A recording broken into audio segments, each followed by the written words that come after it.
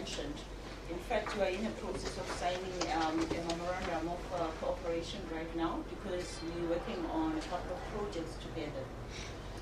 I will give you, the seminar that's taking place today is actually part of the ICSO Regional Committee for Africa's program, which is 2 meetings per year.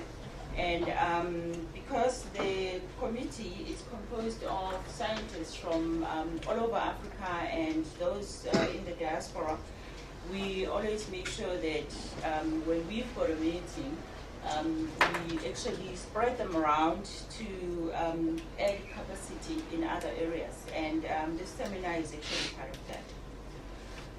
Okay, as a way of background, I'll give you a bit of background to ICSO, and then I'll talk about programs and activities of ICSO ROA, that's the ICSO Regional Office for Africa.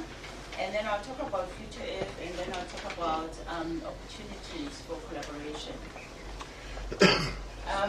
In terms of who ICSO is an international NGO which was founded in 1931, so it's fairly old. It's got membership of currently 120 national scientific members. These are members which are adhering bodies that each country chooses to be a member of ICSO on its behalf. So these represent 140 countries, and 29 of them are from Africa.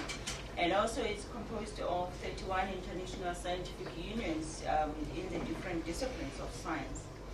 ICSO's mission is to strengthen international science for the benefit of society. You will see that on the map, we're showing the coverage of ICSO at the moment, which is mainly Southern and Eastern Africa, and some patches in West Africa, and also there are countries in North Africa. ICSO has got 3 focal areas in terms of its strategic plan. The first one is international research collaboration, which is part of what we're doing with ISA actually falls under international research collaboration. But we collaborate with different organizations around different scientific subjects. The next area is science and policy, where we participate in making sure that policy making, right from global to local level, takes into account scientific evidence that exists. And then also the universality of science, where we ensure that there's equitable practice of science without any discrimination. ICSO does have regional offices, and Africa, the one for Africa was the first one to be inaugurated in 2005, but there are 2 others that are in existence. One is the Asia and the Pacific region office, which is in Malaysia, and the next one is the Latin America and the Caribbean office, which is currently in Mexico. There has been an ongoing process to start one that is called the MENA office, which would include the Middle East and North Africa, but it hasn't yet taken up. So in terms of our work, we do work with scientists from North Africa as well. The aim of the regional officers is to ensure that the voice of developing countries influences the international agenda, and that scientists from the developing nations are fully involved in international research guided by regional priorities. We do know that Africa's got lots of challenges in the areas of science and technology, but these are also competing with others. And I'm not going to go through the list because these are quite well known to most of you. In terms of operational objectives of the regional office, we do work under the operational objectives that speak to both the strategic plan of ICSO, but also in terms of the needs on the African continent. So the first priority is actually on major science and technology challenges to address and to identify and address those. And in a moment, we'll talk through 2 important projects that are speaking to this objective. The next one is to assist the ICSO family in planning and implementation of activities on the African continent. We know that ICSO has got scientific bodies that are in almost all scientific disciplines. And they've got congresses, workshops, young scientists, capacity building sessions, and other things. It also does have national members, as I said previously, and these national members from time to time organize events on the African continent, and so we assist in these to make sure that they are at a considerable scale and that there is enough participation from scientists on the continent. We facilitate scientific collaboration and networking, as well as free flow of scientists and scientific knowledge across borders within the continent and beyond. This we do through organizing certain workshops and conferences and partnering with other organizations when they are holding such events. We also encourage and improve capacity building for Africa.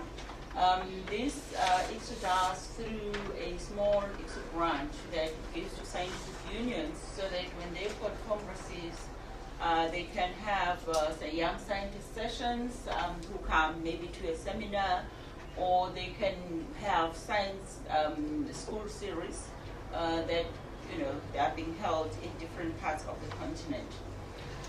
Also promotion of indigenous and traditional knowledge and skills to showcase science that's being conducted in Africa, for Africa. The main drive in terms of this objective is the writing of books. We do write books in different scientific topics, and for some of these books we actually collaborate with the likes of AISA, the Human Sciences Research Council, and so forth. And also to promote the application of science in policy. That's why we've been involved in the Rio Plus 20 for sustainable development and the whole sustainable development agenda that's ongoing in Africa at a local level, a national level, and also with the United Nations in particular.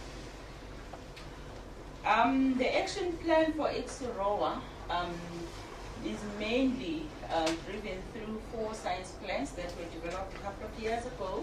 These are in the areas of sustainable energy, hazards and disasters, health and human well-being, and also global environmental change, including climate change and adaptation. Now, there's a lot of activity around these science plans. We've had different workshops wherein scientists from different countries and from the diaspora have interacted, developed funding proposals, but also collaborated around writing of books. We also do have a book project which speaks both to advancement of science, but also to showcasing African science.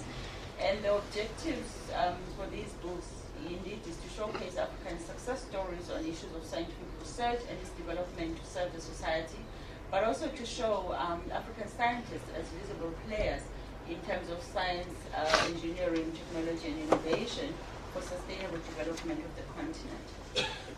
These are some of the books we produced. The first one was Science, Technology, and Innovation for Socio-Economic Development, Success Stories from Africa. And the more recent one produced just early this year is Chemistry for Sustainable Development. We do have other books in the pipeline that are being written as we speak. For instance, Science for Climate Change in Africa, it was to be published with UNECA. It has stalled at the moment, and we're looking at other avenues of how we can write a book on climate change, because it's very much an issue on this continent. Two, we're writing with AISA, Management of Solid Waste in Sub-Saharan Africa, and also Natural and Human-Induced Hazards and Disasters in Africa. These are going to be launched fairly soon. There are others which are under discussion, environmental studies in Africa, past, present, and future, sustainable energy, nanoscience and technology, which hopefully will be published by UNISA, but this is in collaboration with Ikamba Labs. We also have one on indigenous knowledge systems, mainly traditional medicine, and then one on food security, which is also under discussion. We do work with a number of partners and networks, and this list, may I say, is not exhaustive, but suffice to say that AISA is one of them, and we do have quite a couple of organizations in South Africa that some of you may identify. And we collaborate on different scales, really, depending on what we have in common with the potential partner. Other collaborations include not necessarily partnerships, but interactions with intergovernmental bodies like the African Union, NEPAD, and so forth.